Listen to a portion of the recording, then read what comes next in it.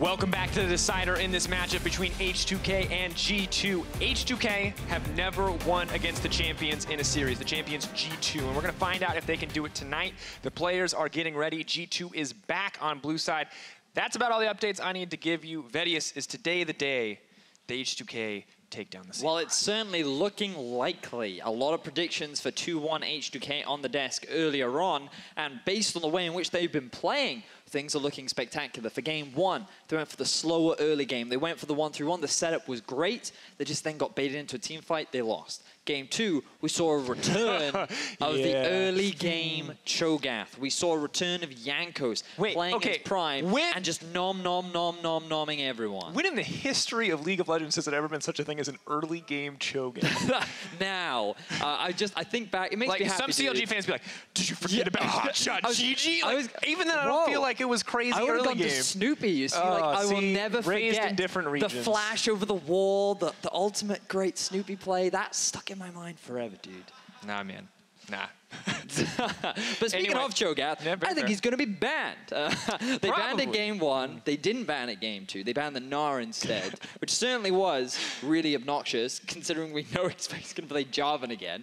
Maybe they should just pick him up. Maybe we just see a big shift for G2, because one of the big things that I have noticed is that their drafts have been very, very similar. Like, I feel like I wonder if they do have many other alternative options available, or if this is really the best comp that they feel they can execute upon. And historically, we've seen G2 be a team that is slow to adapt from patch to patch. Not always the best team equipped for some of the newer, the crazier picks.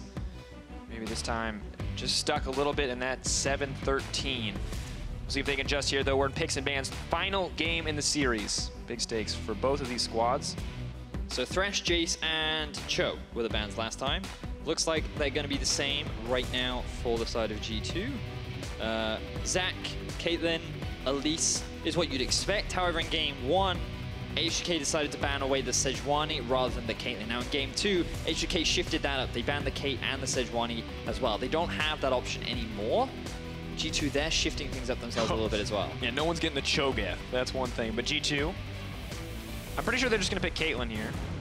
It is still up and available, spending a nice time playing it in the previous game. But it's also going to allow Jankos to get himself the Sejuani too. So I think, like, given that we saw H2K play fairly well around the Caitlyn in game one, I think they'll be fine with this. So they'll go for something like a Varus Sejuani lock-in now for the side, if that Caitlyn is in fact first pick. Spoke to Sven in between the games briefly. As we passed each other, I was like, I was surprised you got Caitlyn. He's like, I was surprised too. So clearly still a very powerful champion. First pick worthy once again for the side of G2. But as you mentioned, some big picks left up and available for the H2K lineup. A lot of laughs coming out from the faces of G2 right now. Definitely in good spirits, but seriousness for H2K. It means a lot for them to be able to take down G2. But I don't want to see them get too serious.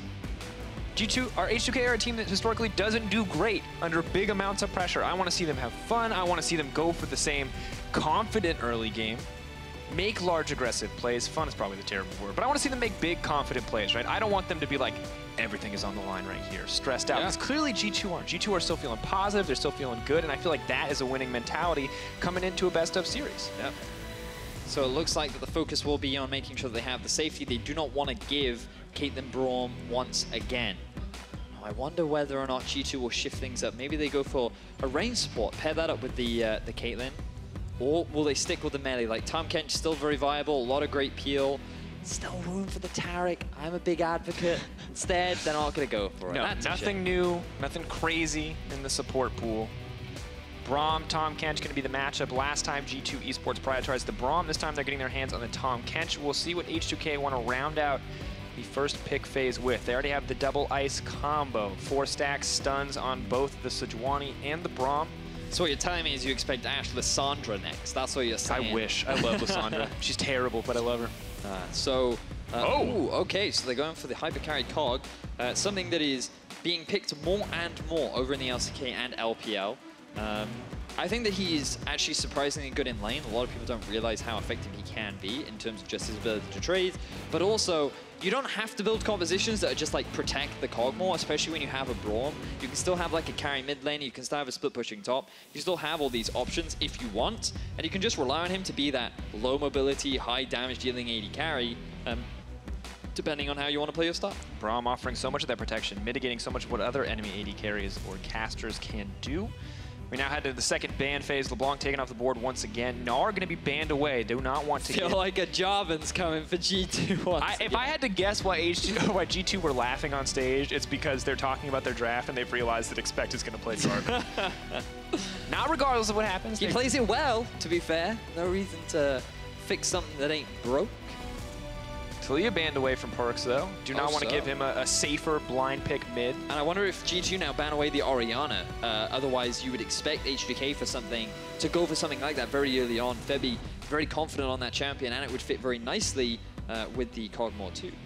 Have to see. What are they going to save the last pick for? Top lane still up and available. Orianna has been banned away as predicted. What is going to be the go-to pick here? Mid lane pool shrinked so much. 4 bans this time, focused at the mid lane champions. You could just go for the Renekton here if you're H2K, if you want just some strong top laner, good in team fights. Or how can you forget the H2K So here's the thing, Vedius. You told me that Kog'Maw might not need protection. Yeah. H2K have a different approach. H2K are going to give that Kog'Maw protection. That is 3 tanks in a Kog'Maw, Vedius. In before it's Galio mid. I don't know if that's the right choice. Yeah, I don't think it's the right choice either, but we shall see. Remember, there's always the possibility that you flex into the mid lane. We did see it picked into the Corki too, but I am expecting it to be in that AD carry position. And given that all of the A/S tier mid laners have been banned away, we now move on to some of the more comfort champions, something that you can just be lane dominant with, and can also move off into a side lane. Cassio coming in for Perkz. Not a whole lot of matchups left that it is poor into. Historical counters not quite as good as they once were. So feels like a decent opportunity to pick it with so many picks off the board. Now G2 Esports Expect gets to play something that's not Jarvan. That's exciting for him. And it's a winning lane too. Finally, Expect. He's going to feel a little bit more confident. So now they have winning matchup bot lane, they have winning matchup top lane. G2, they're looking promising, depending on how this final pick goes. I think it's risky to go for something like a Corki, largely because Cassio does act as an answer, but Victor is something that's always been considered fairly well into the Cassio because of how well he can trade in the early game. So I think very well-rounded composition from H2K, but again, very much team fight. Very much what we're expecting. 1-4 start of play. You can send your top laners off onto a side lane, have the other side lane slow pushing, and then you just group up and fight. Gragas engages, Sejuani engages. Damage from the mid laners in Cassio and Victor, scaling for both your AD carries. 2 very, very, very similar compositions. The slight difference is that H2K have a little bit more protection for their AD carry compared to that of G2. And a little bit more side lane threat in the hands of G2 with that Renekton. Small differences, but crucial differences, and we'll see how it works out. The early game was the deciding factor in Game 2. The consistent aggression of the Cho'Gath, the wildly aggressive early ganks, and tower dives from H2K working out so well for them, and G2 unable to mitigate it. This time around, a little bit safer in some of the picks to Tahm Kench to save the day. Going to be nice for Sven to have in that laning phase. Where is the focus going to be? We're going to have to find out. But head on over to Twitter. I told you last time that you know how to vote. I still believe in you. But I'm going to tell you anyway. Hashtag H2K win or hashtag G2 win at LOL Esports is the place. One final game. Decide who will come out on top. We've had a great series so far. Both teams putting up stellar performances. G2 in Game 1 with those great late game team fights. And then H2K in Game 2 with an early dominant performance. Let's see which style comes out on top. The audience is ready. I hope everyone at home is ready as well, because we are geared up for Game 3. A lot of predictions for 2-0 either way. All of them wrong. G2 on the blue side, H2K on the red. We've seen 2 very different games. One explosive, one slow, drawn out, intelligent macro decisions. Present in both games, but will it be explosive in the early game, or is it going to be much slower this time around? It's going to be slow, unfortunately. I feel like we're going back to what we saw in Game 1. I know you're frustrated, Drakos. It's fine. It's okay. Look, dude, I saw a Cho'Gath kill like 6 people. You got happy. You got what you wanted, and that's what matters, right? We got to give now back to the League enthusiasts that care about macro, that care about vision, and also gives us more time to talk about mid lane, my favorite. It is your Who doesn't want to hear about a Victor and Tricassio match? Wait, Vedius, if you tell me anything other than they farm, I'm going to be really happy right now. No, actually, it's really intricate because there's actually a lot of really fun trading patterns in the mid lane. Something that I personally like to do and have seen a few other Victors do is you take 2 points into your Q fairly early. So you go Q, E, Q, and that means that even though the Cassio will take 2 points in her E as well, the little twin fang things, your shield will actually mitigate a lot of the harass and poison damage that she has. On top of the fact that a Victor naturally has more wave clear, means that he will be able to get a decent push and trade relatively well into a Cassio. And that's why Victor is commonly considered a decent pick. Adds the fact that he has a Deathfire touch as well. That's the one. Not grasp. Yeah, don't not go grasp. that far back. We call that dusk blade now. Yeah. Yes, I think it's actually a pretty good matchup. But at level 1, level 2, still heavily in favor of Perkz. Interesting to see, of course, still level 1s across the board, keeping our eyes on the jungle clear, looking where teams want to put that first attention. We've seen tanks in the jungle farm up. We've seen tanks in the jungle snowball lanes and get out of control very quickly. Have to wonder what this game is going to be. H2K getting their pick of the tank junglers with the Sejuani has been a powerhouse. Where Trick has been onto the Gragas, still an incredibly stable meta pick, but not quite as popular this time around. And the matchup, I swear, is good for Renekton, but probably not here at this level 1. It's only, yeah, it is only just early levels. Odo taking advantage of his Q to get the bonus attack speed. The thing about Renekton at level 1, all he can do is Q and auto U, whereas Odo can auto U more. Because he naturally has an attack speed steroid and scaling max health damage and a shield and yeah, but yeah, my analysis is better. Like he hits you more, so he does more damage. Got it. Thank you. Trick, though, now making his way onto the top side. Historically, we've seen so many Renekton picks supported by their junglers. Usually it's the Elise that you identify as that terrifying dive duo. But Odoamne moving forward, may just set Trick up for success. The flash forward, the body slam moving in. That's going to be first blood, over to expect, and a great start for G2. Really good punish from G2, recognizing that Odo, he wants to try and trade during the early laning phase, take advantage of the early spike in damage that Shen does have over the Renekton. He then gets the flank off, he has the body slam, no early ward from Odo will result in first blood going over to that Renekton. Doubling down on some of those aggressive trades, maybe not the right choice. Jankos going to fire back, going to get a Scuttle Crab. You see a little bit of pressure going over into mid lane. But when we look at Jankos, a lot of pressure on his shoulders in this Game 3, because in Game 2, he was just about everything for this team. So just to highlight, one of the key stats there is jungle proximity. This is the amount of time between 3 and 15 minutes that Jankos will have spent with his laners, right? Now a bit of trading in the middle lane, a lot of trading. Full aggression. Mithy now moving forward. Febiven, exhaust goes down, cleanse comes out. Tongue Lash going to miss. Nice sidestep from Febiven, but surprise aggressive gank in the mid lane. Gonna give up the cleanse for Febiven. Yeah, that's not a bad trade at all from G2. Good roam there from Mithy, taking advantage of the fact that he had a pushing lane bot. But just to very quickly backtrack, this is a super interesting stat from Jankos. The average overall jungle proximity for junglers in Europe is 40.8%. We don't have time again because there's another fight on bottom lane. You're not going to talk about stats today. Okay, just a trade, just a trade. Okay, good. Jankos' average jungle proximity is 43.8, so he's slightly above. He was 58.5%. He spent well over half of his early game just sitting in lane and trying to gank. And that is the style that he has had so much success with when he plays with H2K, and it's really great to see. It's why H2K were able to snowball so effectively, but now he has found Trick. Trick getting aggressive.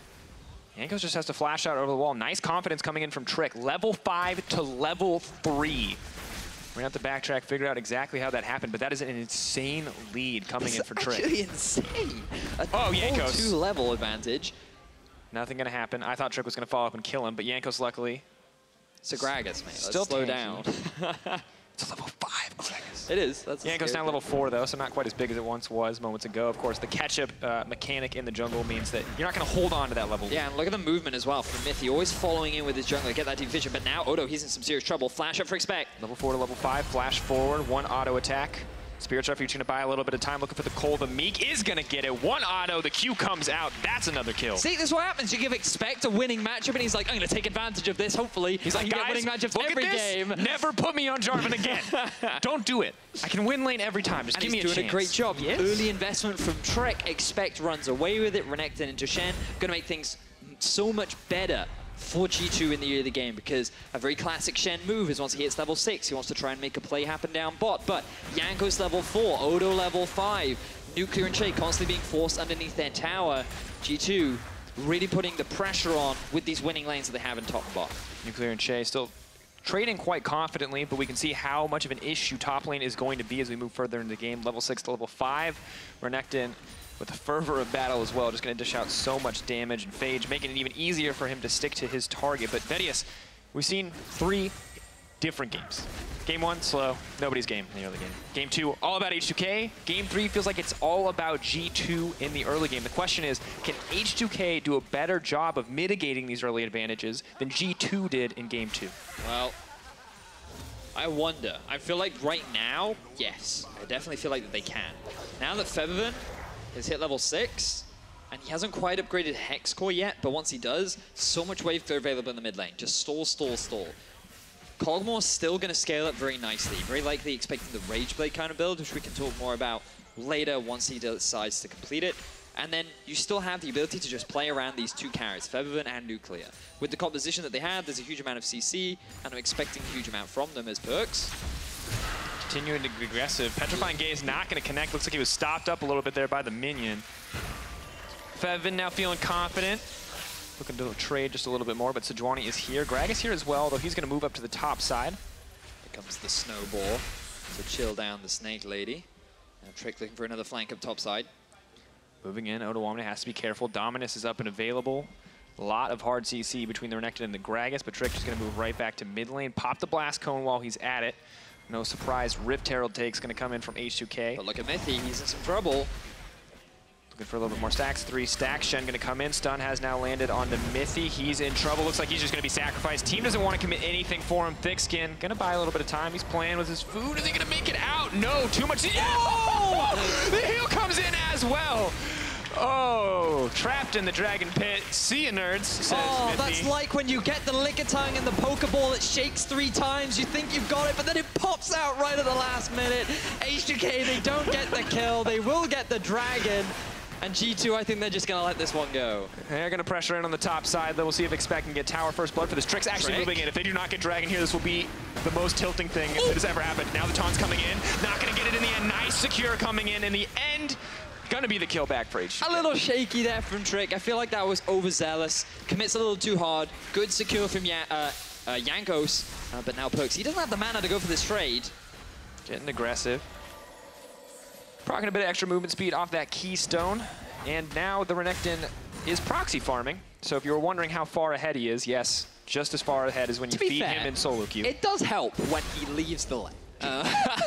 Odo was helping his team secure a Dragon, but now that advantage has snowballed even further. So you can see here, look, you're trying to catch this Lickitung, right? You get him really low and you throw out the Pokeball at first. Hit him with the false swipe, you get him down to 1 health. You hit him with the Paralyze too, you think you've got him. But then all of a sudden, he just pops out. Dragon actually helping out with a good barrel there from Trick too.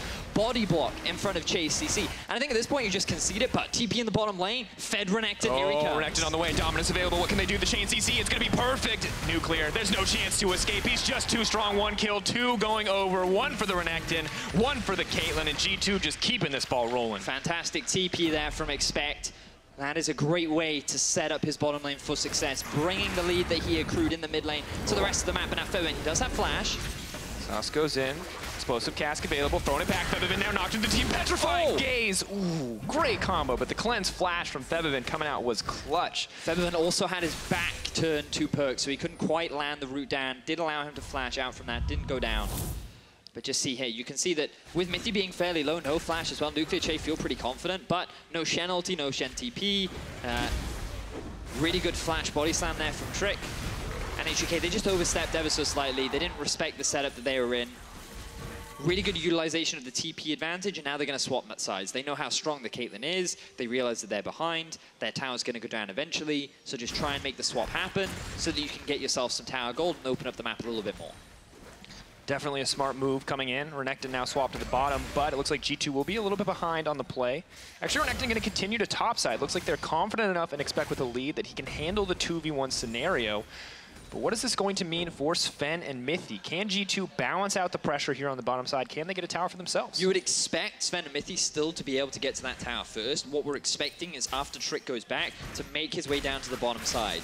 Notice how Perkz keeps pushing in mids, and we just want to see this vision cleared out for the side of G2. H2K, though, they're going to be doing exactly the same on the other side of the map, and Perkz instead is being forced to go top to try and answer. Yeah, Perkz utilizing the pressure that he has in the mid lane to spend a little bit more time on the top side. Expect is running in. Don't expect a kill here. He is just trying to clear the wave. Has to be careful. Tower first blood on the table is going to go over to G2. Nice advantage for the team to keep it going. Very much what you'd expect. This is why H2K decided to make the swap.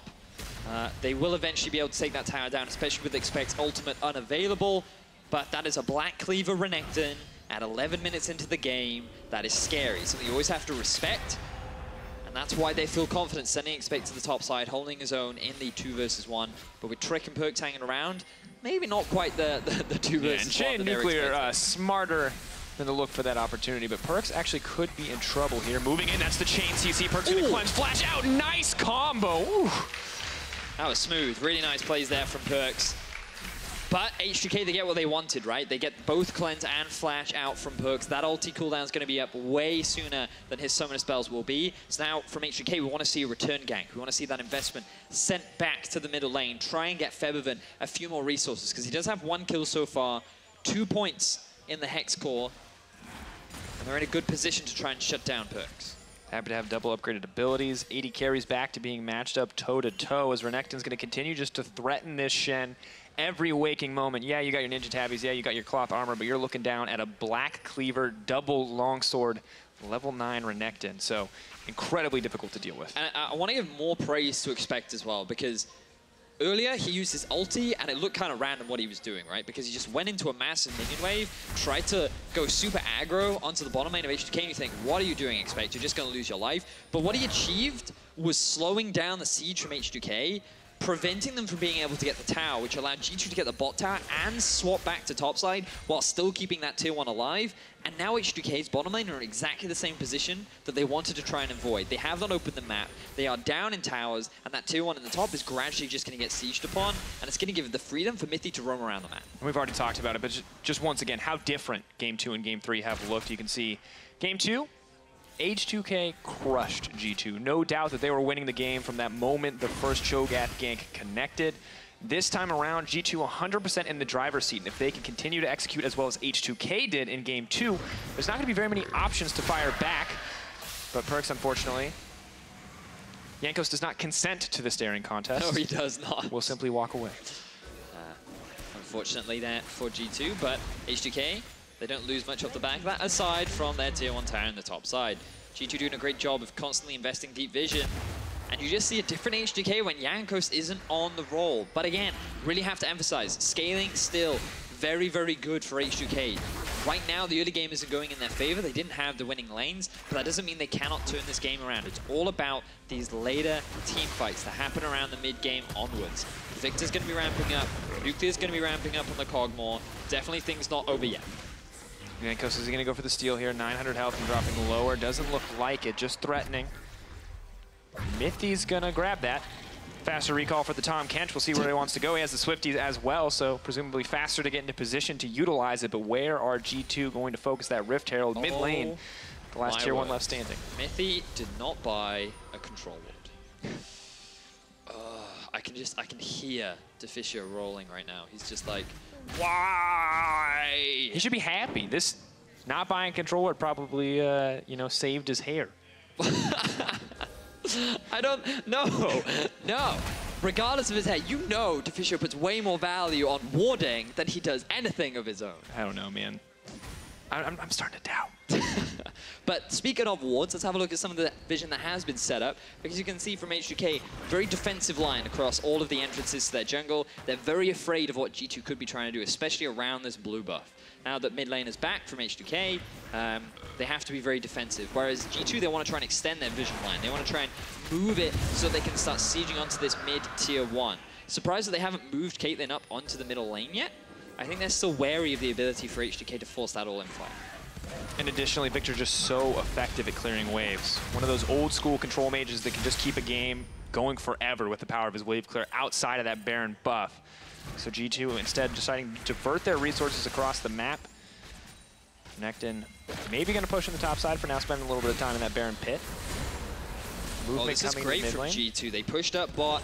Shen is answering top. Yanko's just delaying as long as he can. Doing what he can. Gravity Field going to clear the minion wave. Rift Herald has been summoned.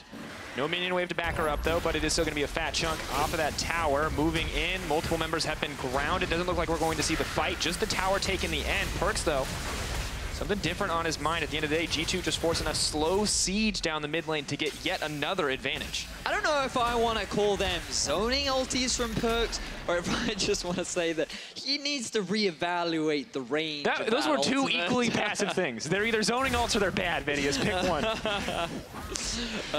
But he hasn't had a huge success rate. The one that did land was a very crucial one because he got away with his life, and his summoner spell's a backup. So Yanko's not able to punish him for those lack of summoner spells available.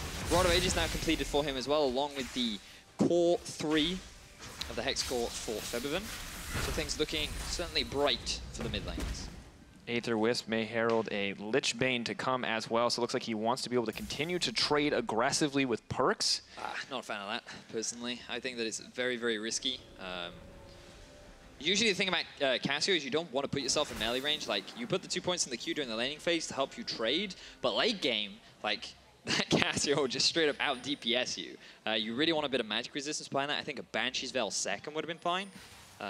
Instead, you know, he's going for the Lich Bane. We'll give him a little bit more sustained DPS during these team fights, a little bit more Q spam as well. But we'll see how things work out later on as the game progresses. Right now, HDK continuing to look to try and gain vision control around this Baron area. And despite the gold deficit they find themselves in, almost 5K in the favor of G2, HDK still moving forward, still placing vision quite proactively, so not willing to count themselves out of this game yet. Blade of the Rune King comes in for the Kog'Maw, sadly quite behind on the curve there. Caitlyn already approaching a finished second item, whereas Kog'Maw hasn't even started. Definitely not where H2K wanted to be, but they do have the scaling power of 2 threats. A Shen to protect them as well. Maybe they can find opportunity as we move later into the game. Keep your eye on the Renekton though, level 12, sitting in the bottom lane. odoamne still on the top side. Trick can just interrupt his back. Wait, okay, I don't know why you wouldn't interrupt his back there. Super greedy recall from odoamne. But he gets away with it, and G2 continue to hold on to their task. Still 3-0 in favor of G2. What we do is we call those high-risk, low-reward, next-level plays. Because, he assumed... Never mind, we're going to hold that thought, because there's some potential aggression. He assumed that there wouldn't be expect moving into the mid lane and forcing a cleanse out, but expect going to lose a lot of life in this exchange. Mithy not too happy with that change of plans, so they're going to back off, and now the Shen is coming in. Instant cleanse out from Perkz. Doing his best Captain Jack impersonation, not going to find it. Does land the stun. They are now starting to fire back. H2K have to be careful. They have to get out of here, but Nuclear is alive, untouched, as is Febiven. Can they turn this one back? A lot of low health bars. But Sven isn't there. They're fighting this 4 versus 5. Very risky from the side of G2, but he may be able to get a tower in exchange. H2K desperate to find that opportunity, that fight in their favor. They see Sven on the sideline. They try to pull the trigger. They're not going to find any kills, however. Now H2K's bottom lane is going to be able to stop the push from going any further. Febiven there to back them up as well. But H2K... So you're saying H2K, what are they trying to do, Dracos? I have no idea. Because they're in dire straits at this point, because Febiven, he can one-shot the wave, but he is the only man on this team who can defend a tower right now. G2 just continue to put pressure everywhere. H2K looking like they're starting to succumb to the pressure. You can see on the player cams looks of frustration across the players' faces. Yeah, things are just really difficult for H2K because there's so many disengage tools on the side of G2 that every time H2K try to force a fight, you get a Cassio ulti in the face, you get a Gragas ulti in the face, and if you even make it through all that, Tahm Kench is just like, and I'm gonna take your lunch away from you and walk it that way to the safety of my turret, while we have someone on the side lane knocking on your tier 2 tower. There's also a Renekton almost finished a Blade of the Rune King, so if you were wondering if he was fed, that's a... Definitely going for the side lane split push build. He will kill Shen. And Sejuani. And Braum. Not a 5v5. And Nuclear. Probably not Febiven. But 4 out of the 5 there are definitely going to die to the Blade of the Rune King Black Cleaver, Renekton.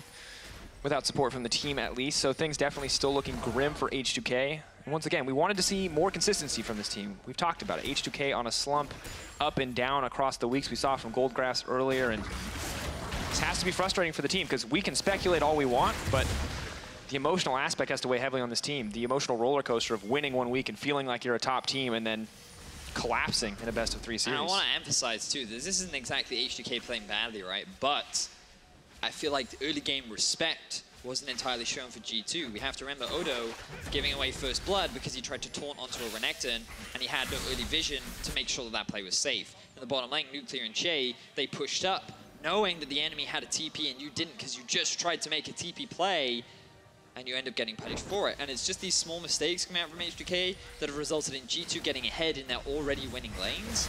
And now they're very well executing the lead that they have to slowly close things out, very drawn out. But you always have to remember the scaling on H2K. I'm like a broken record because you always have to remember the win conditions for H2K are Nuclear get 3 items and he does not die in a fight. As long as he can get to 3 items, there's still the potential for H2K to turn this game. And for those of you not born in the era with records, pretty much this era, he means he's repeating himself a lot, but it's fair. Definitely a valid point. Odoamne overstepping is going to cost yet again. Quick kill, not a lot to say about it. Odoamne drops, and now that tower is in jeopardy.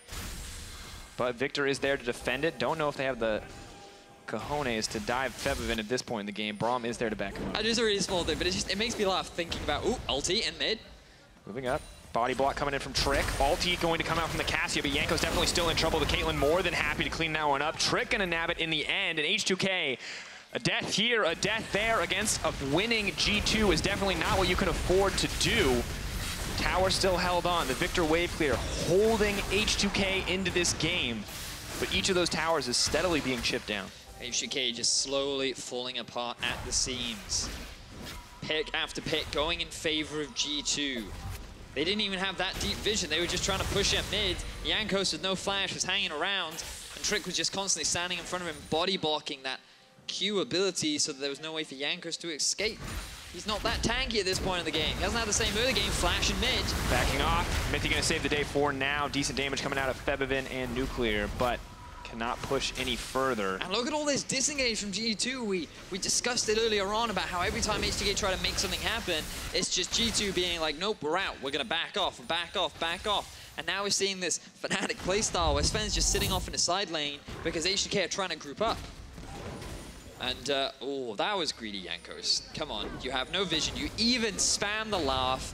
Ah, that was disrespect. Okay, yeah. I was fine up until the last spam, but yo, you just control forward yourself to death. Yep. So maybe rethink that next time. I'm glad he's in a positive mood. I'm glad he's joking, but is that the face of a man who's joking, Draco? Oh God, no. It's so sad.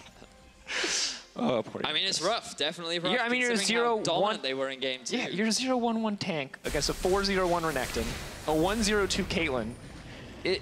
This is rough. This is a difficult game for H2K. They're lucky. They have some backup here. They have some decent wave clear. The Victor can stop G2 from pushing any further, from taking inhibitors, but you're now in this, I think we can say 10 to 15 minute period where you just have to wait. And you have to hope G2 don't find a larger advantage and hope that you can get enough items that you can go toe-to-toe with the opposition. And this is where our job becomes really hard, right? Because as entertainers, we need to make sure that the audience doesn't get bored of just the back and forth, just constant farming. So I prepared a bunch of dance moves, but they can't see them. I have no idea why I prepared them. It was a complete waste of time. That's a bold claim. They could definitely pip us in here and yeah. For the audience. So all those dance moves you were talking about, Dragos. But on top side, Perk still trying to keep it aggressive. Che not able to block the Petrifying Gaze, unfortunately goes through the Unbreakable. May have been too late on the cast as well. But Baron, the big objective to break this game open. G2 not going to take any risks, though. They know better. Cannot afford to fight in a pit against a Victor and a Kog'Maw.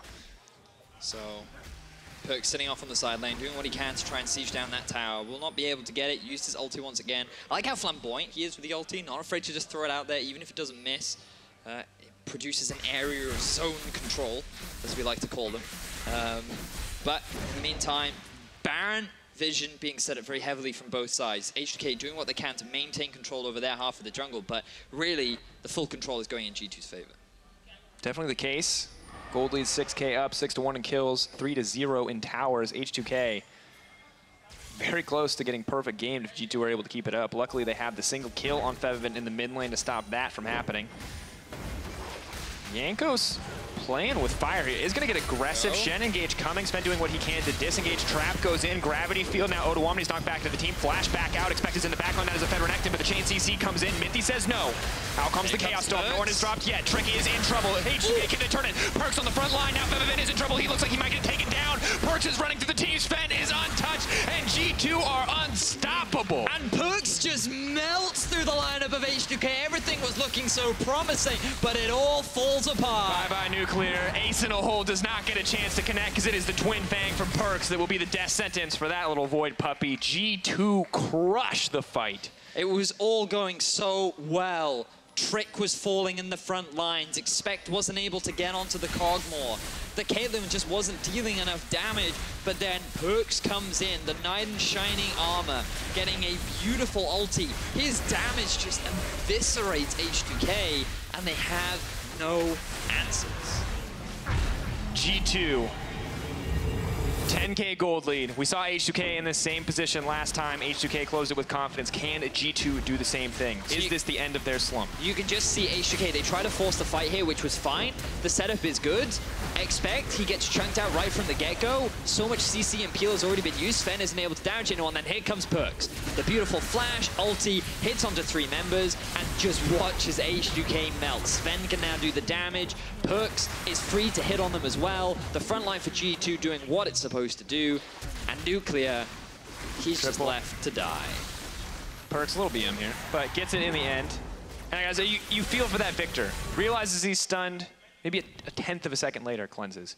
But already there is a big fed crocodile in your face, and there's just no getting out after that. You cannot afford to make those mistakes. And you see how much damage the H2K carries can do. This comp can win late game fights, but unfortunately, just not enough in these exchanges. And with a Baron buff now backing up G2, the threat of Sven, the threat of Expect in these side lanes may just be overwhelming for H2K. And you look at the composition from H2K and you think that, you know, maybe this wasn't the best choice, but as a comp, it's fine. It does nothing wrong. They should be able to hold their own in the majority of these lanes, but they just executed poorly in the early game. They gave G2's winning lanes the advantages they needed to snowball, and they have been unrelenting in their pressure as they continue to do so in the bottom lane. G2 fighting Fnatic for the top of Group A. This win could very well help them take that place back for themselves. Misfits in that battle as well. G2 want to be undisputed #1 in their group. We're moving on to try to be #1 in Europe once again. H2K, a team that has fallen flat in the past and may just fall flat here against G2. This is a rough match for them. And realistically, very few options left. H2K hoping maybe they find the right engage, the right opportunity to come back. And you'd hope that if you're an H2K fan, there's still the Kog'Maw potential, but it's not like Caitlyn's bad at scaling herself. She's gotten the 3.5 items, QSS completed 2. It becomes even harder to shut her down. And that Kog'Maw, yeah, sure, he has the late game threat, but you just can't afford to underestimate that of G2's either. Definitely the case. Expect pushing into the mid lane. Definitely going to do what he can to clear the minions, but the team is split up, and that means Sven is going to get some free hits down onto this tower. Making it pretty easy for the squad. H2K, if they want to force an engage, they need to do it while this tower is up. See if that is the option for them. Single autos coming in from Sven. Not risking anything more in each of these exchanges. And you can see, I believe that is a slow push. It's being set up in the top lane as well. So G2, this is the 1-4 setup that you want. Utilizing the Baron to its best. Have Expect just keep pushing in the middle lane. Use these Baron empowered minions and slowly walk them into the base of H2K. H2K, they're running out of options. They either have to force a fight or concede their base. Backing off, Trick knocking Chain back into the team, but he's going to leap to safety. Stand behind me, he says, trying to make a way out. G-Town now pushing in on the inhibitor. Where is the engage going to come from? What are the options left? H2K conceding this one. The team is split up. They cannot find the fight. Sven is free hitting onto this Nexus. Desperation as they try to find an opportunity to go in onto Perkz, but it's not going to happen. H2K are falling apart. G2 just continue to pressure forward. The front line of H2K is down. The engagement is lost. H2K, they're struggling as G2 go for the final fight. The exhaust. Che tries to find the disengage. It's expected in the back line. Febiven, the Shen will try to save him, but it's too little, too late. Expect now dominating. He has yet to die in this game, and no one is going to kill him today as Mithy pulls him out. G2 taking down 2 members may just look to end the game right here. They've lost the Baron, but they have the minion waves they need to end the game. Only Shen alive. Only Nuclear there left to keep the scraps going. G2, their eyes are on the inhib. Will they bother trying to end? Second inhibitor falls. Super minions are not going to be there yet for the team. The first wave may come on the bottom side. They may not need it. Sven continuing to auto. Keep your eyes on Nuclear. Febiven spawning in 20 seconds. Options running out for H2K. They're already behind, but now Trick is looking to start the fight. Knocking back, expect in the middle of everything. Sven laying down some traps, setting up the fight for himself. He is untouchable. Perkz now on a killing spree. Options out for H2K. G2 dominating the opposition here in Game 3, and there is just nothing left. Jankos, desperation. Febiven trying to get something, but there are no options. There is no escape. G2 honestly could just end right now, but they are having a little bit of fun with this one. Finally, it looks like it may come out. Are they going to let Perkz die?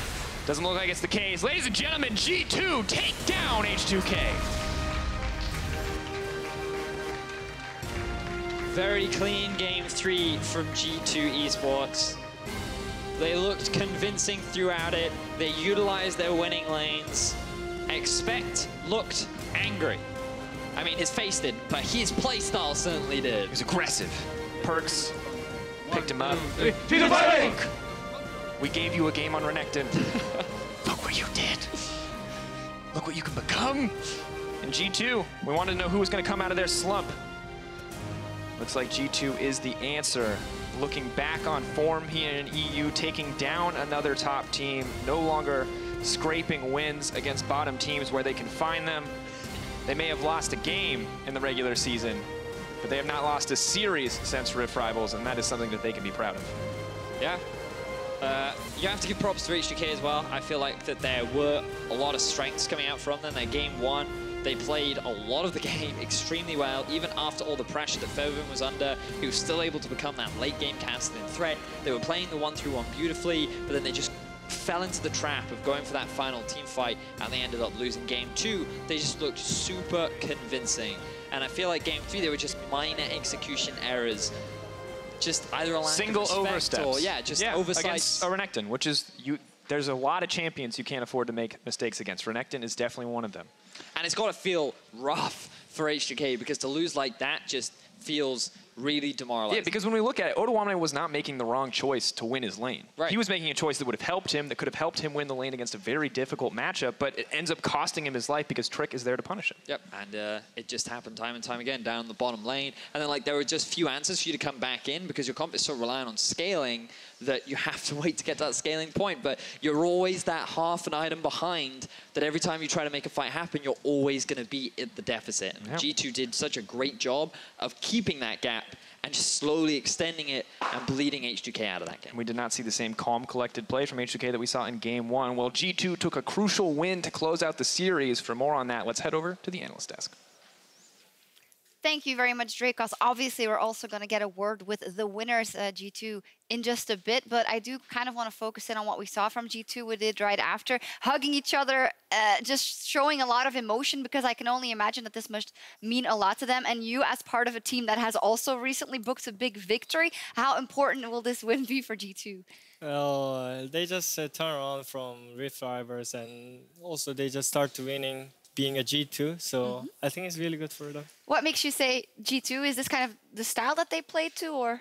Yeah, just before G2 feels like just undefeated, and then it looks like just really strong, so he's getting like that right now. So yeah, it seems to be getting better overall. Yeah, big win overall. Like, as we said, H2K is meant to be a top team here in Europe. G2 take them down, now move on. You know, G2 haven't had the best results across multiple games in the last couple of weeks. This is actually a really nice morale boost for G2 as a whole. But specifically for the league team, we have asked so many questions of this team over the last 6 months. We have said a lot of their mistakes, what we thought was wrong, and finally we're starting to see growth on fixing some of these areas. And I think that is why this is such a significant significant win. Absolutely so. And when we look at their opponents, the instinct, and of course it is a heartbreaking loss for H2K and it is a tough one, but I feel like I walk away with quite a good feeling about H2K as well. It just seems that G2 is stronger at this point and is getting back to form. Do you feel disappointed more by H2K, or do you feel like they did the best they could do, but today G2 was not beatable? I think the worrying thing about H2K is that they're not really fixing their issues. They kind of have the same strength and the same weaknesses that we've been seeing before. They come prepared with great drafts, with great team comps, and then they're not really able to pull it off when the early game, when the early mid game gets too aggressive, which is what we saw in this last game of the series as well. So I think that's a worrying trend for H2K. And it's a trend that isn't even a new one. I think they have fixed some of their issues around the early game that we saw maybe in game 1 going into game 2, which crop up from now and again. The one thing H2K keep doing is picking what Prolly has called before these difficult drafts. Intentionally picking them, a Shen that ends up losing lane, a scaling mid laner, and a scaling AD carry, and saying, okay, we're good enough to play this out, but then you lose the early game and you lose the game from it. This is an H2K mistake we have seen a couple of times every single split that H2K have been in the LCS. But do you agree on the fact that you think the draft was lacking in the third game? Yeah, it looks like good, but you can't team fight with that comp, that's the problem. So G2 just did really good all the game, and then at the same time, it's really hard to do a good really game with that comp. So. And G2 also Expect was having a good series once again.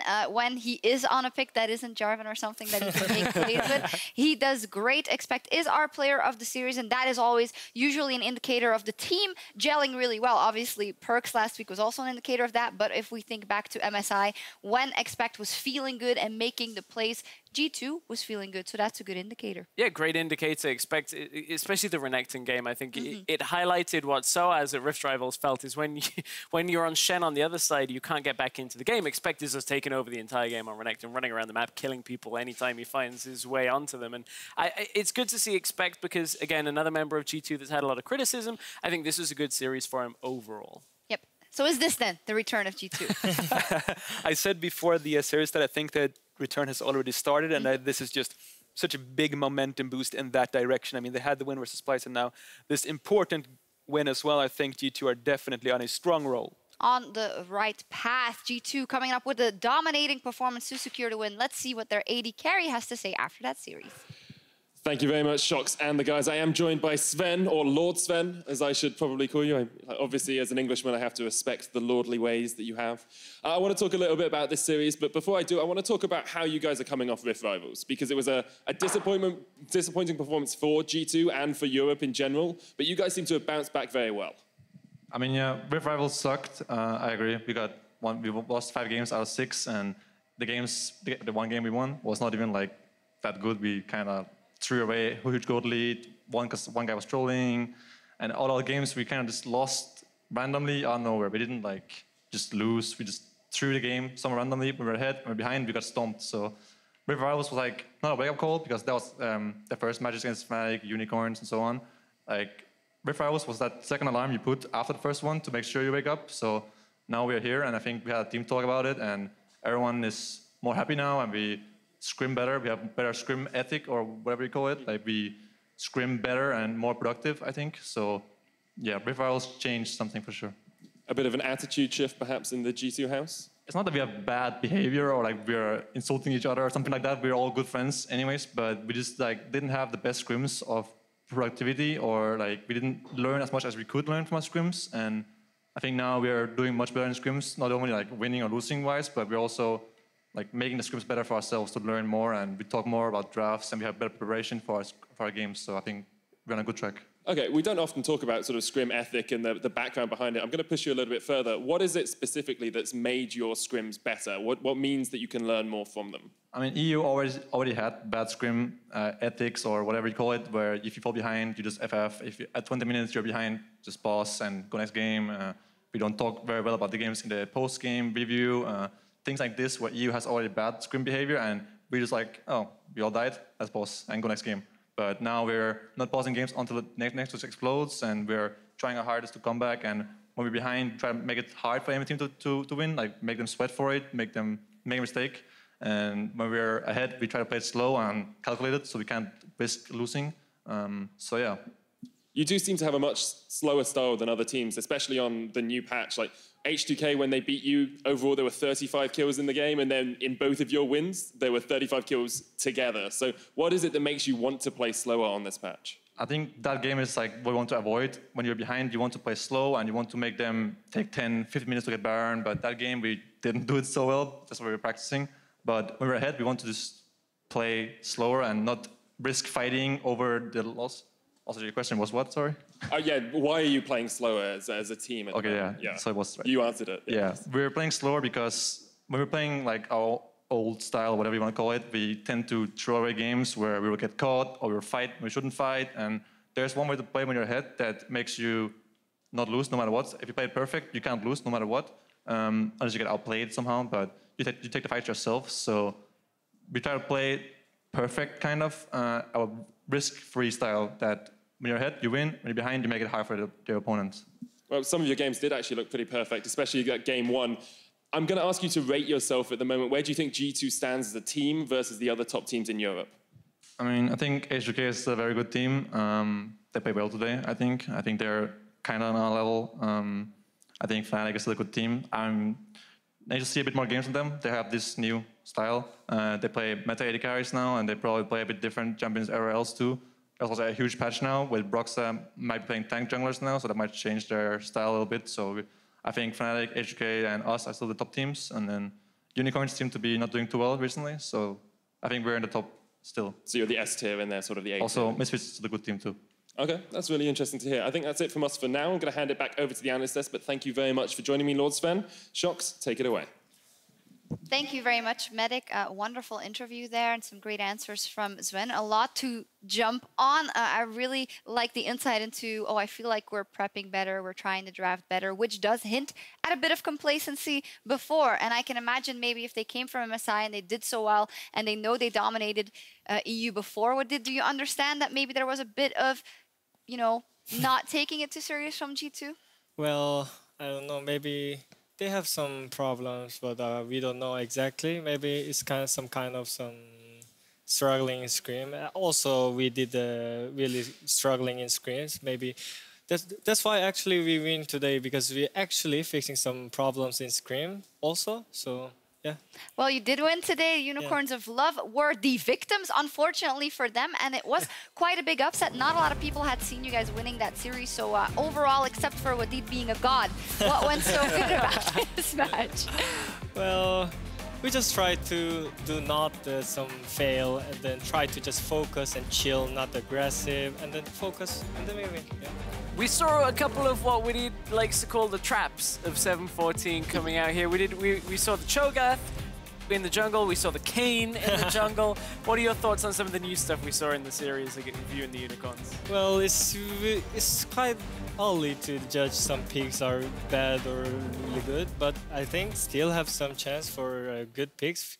Kayn also get buffed next patch also, and then Cho'Gath, it looks good if you just change CC, and then yeah, every champion has chance to good, yeah. This is different from Wadid when the cameras are off. Wadid's like, there's traps, the Cho'Gath's a trap. Noob traps is what he called it. The Kayn is a trap because he needs to snowball super hard. It's okay. No, no, but obviously, I guess players often get seduced into taking the new picks or trying the new picks, even though they might be not so versed on it. But we did see very good Cho'Gaths today as well. I wanted to jump on what you said about taking it easy sometimes in the game more, because last week, for instance, you guys had good early games. You've had a lot of good early games over the split, over the second half of the split. But then in the mid game, it didn't really work out. You threw the lead. So was that specifically what you were trying to work on this week? Yeah, that's why we just more focus on Scream also. And then try to make some play. Don't be like really defense, and then just don't be afraid. Just go for play when you have tempo. Just do right play at right time. That's our motto right now. Mm-hmm. Yeah, for sure. I think that really showed in the series, because what I was expecting coming in is for Rocket to have these strong early games, but then Unicorns to just take over in the team fights. But I think Unicorns did not team fight as well as we used to see in Rocket. You were really good in the teamfight department compared to what I'm used to, so good job. And I think one of the biggest things for me is a frustration is Unicorns making the same mistakes. It has been week after week after week of the same mid-focused mistakes. But they kept winning, but now... But now they're losing. Yeah. And there is absolutely no disrespect because your win was a great win. But when you look at a team that is at the top of a table, you expect them to keep winning and fix their issues at the same time. And that is something that Unicorns just aren't doing. They didn't fix the issues, and you did a great job of taking them apart through the middle lane. Yeah, and the Unicorns of Love are, of course, a team that is always very based around the team cohesion and whatnot. I don't know if I'm speaking out of turn here, but maybe some other team would have made changes in the lineup for that. And I think that is also something that I respect about the Unicorns. They always stick with what they have and build the players, even if in the eyes of the community they are kind of subpar. But I do wonder, when does breaking point come? And I know this is a very difficult thing to talk about because we're not in the team, but obviously we know that Exile has been underperforming for a while, so something needs to be done. I think there's always going to be times when a player in the fans or the viewer's mind is going to be underperforming. I think the Unicorns fundamentally treat themselves as more of a family than a team, and I think that is why they will stick by their own players, and I actually have a lot of respect for that.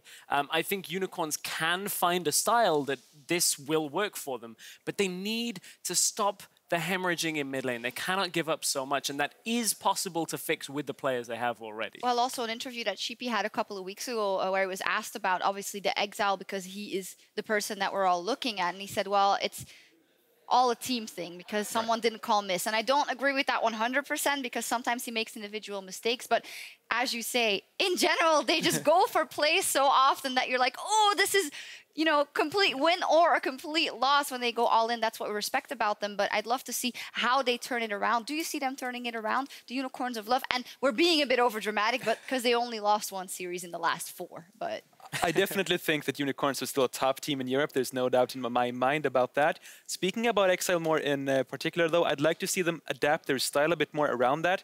I remember we had some criticism of Joko earlier on in the season, and then the adaptation that was made was to put him on a jungle like Ivern, to be more of the supportive player, to not have to make this sort of a mechanical place. I think doing something similar for Exile, just get him on these wave-clearing mid laners, hug your tower, just don't fall far behind, and contribute in the team fights. That would be something that I want to go for, because what we've been seeing, the failures in the Unicorns of Love mid lane is when he's pushed up really far.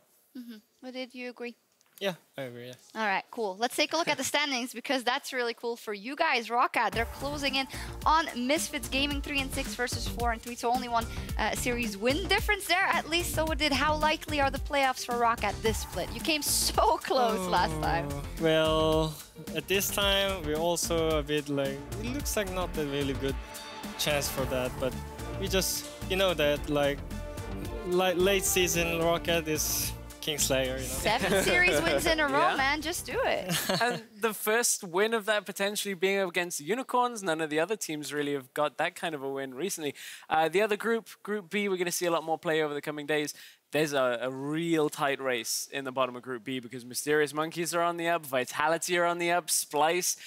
They're looking okay, but there's possibility of wins being taken off them. All very interesting teams you mentioned. Let's take a look at the matchups for tomorrow. The Mysterious Monkeys and Misfits are facing off in their first match of the day, and then Splyce and the Ninjas in Pajamas. So there seems to be opportunities for all 4 teams. Misfits obviously just lost last week, and then the Mysterious Monkeys are on the up and up. So do we see an upset here in one of those 2 matches? I think we might. This is Mysterious Monkeys, the former Misfits Academy, taking on their sister team, and it might be Monkey See, Monkey Do on 7-14, because I really think the split push style could undo Misfits if Misfits start slowing down in the game. Well, we'll see. We had a lot of action today, a lot of action coming the next 3 days, but it's time for us to log off for the night. Thank you very much, Wadid, for joining us on the desk. A pleasure. And for you guys, thank you so much for watching. We will be back here tomorrow for more battles on the Rift. Have a great night. So far, and I want to see them do more with this, but look at how... Oh, Exile, what is he going to go down? Right, he goes into the Sanguine Pool, but you're just going to burn down. Oh my god, I fucked up so badly. Go rumble, go rumble, go rumble. Nice. Good job. Nice. And this is the fight that Roccat wanted. They get to holy that feast onto Orchiana, but somehow he survives. We'll have poultry tonight, they say, and we'll take your Nexus 1-0, Roccat. But I want to see a Kayn. I want to see a Kayn. First game of Kayn. Can he retreat from Roccat? Yes, he can. The kiting is superb. Roccat are gonna get ace around this Rift Herald. Oh, you got him actually. I didn't know. Unicorns of Love are going to strike back. They will equalize the series. It will be 1-1. Faxi's here healing up so much as well, and Chachi has no flash. Roccat looking for the second kill. Oh my goodness gracious me. Brightsook is going to try and take out Exile, but he just can't do it. Nice. That's the flash, Sage. Hold it afterwards. Come back, you go back. Onto Hjarnan, and he puts down the Hex ultimatum, but Hjarnan is surviving, and Roccat are able to take 2 kills. Is this the start of a winning spree? We'll have to wait and see, but Roccat today will take the 2-1. I am the true Faker Slayer. But why? Full cask is up and available for Jankos. Will get knocked back into the team. Knockdown comes in, but Mithy's going to drop first blood for H2K. Breaking up the fight. Febiven moving forward, but Perkz can hit up as much as he can. Shay trying to save the day, get Noda out of there. Trick on the way out as well. Febiven finally going to find a kill. Jankos leaping forward. Where is the follow-up? Not going to get a kill. Is Fen now the one in trouble? Mithy going to do what he can to save on the way in. Febiven looking for the kill. That's going to be it. Leap forward. Mithy next on the menu. To activate the thick skin, buy himself a bit of time. He will, but the shield is decaying. Oh! Expect that's the start of the fight that they wanted. Bounce, bounce, bounce. Trick. Looking for a little bit more. Both teams have a bit of fun at the end of the day, but it's G2 who's going to come out on top with that win. Going to get a little something back. May not have happened in the bottom lane, but he is set up now to get the kill. Flashes over the Dark Sphere. That was really close. John's here. Nice! Alistar's dead. Alistar. I need help. Alistar. Okay. No feast, actually. Just a smite trick moving forward. Can he get it? Jankos going to take it down in the end. A close call. They are going to tie up the series and bring us to that game 3. Nice! Oh, yeah, baby! Nice. Let's go! I'm moving behind him. Kill the Inter. Are they going to let Perkz die? Doesn't look like it's the case. Ladies and gentlemen, G2 take down H2K.